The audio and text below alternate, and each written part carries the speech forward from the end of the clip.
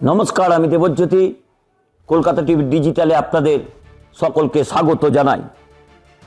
नाम बिभ्राटेও कि एआई जोग बैध भोटारेर हयरानी मेने ममता बंदोपाध्यायके धन्यवाद जानालेन सुप्रीम कोर्टेर प्रधान विचारपति।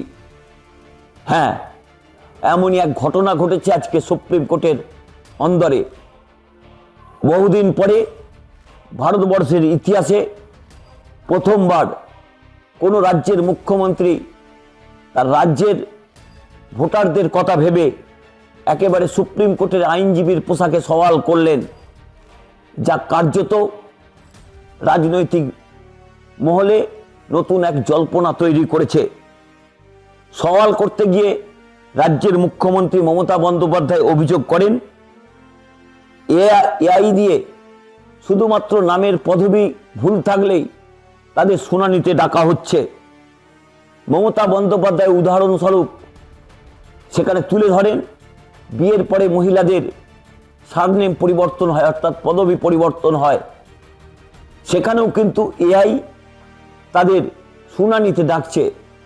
तार निये तीव्र कटाक्ष करेছেন राज्येर मुख्यमंत्री ममता बंदोपाध्याय एकाधिकबार। सुप्रीम कोर्टे तिनि एकই सवाल करलेन, सेखाने ব্যানার্জির জায়গায় বন্দ্যোপাধ্যায়,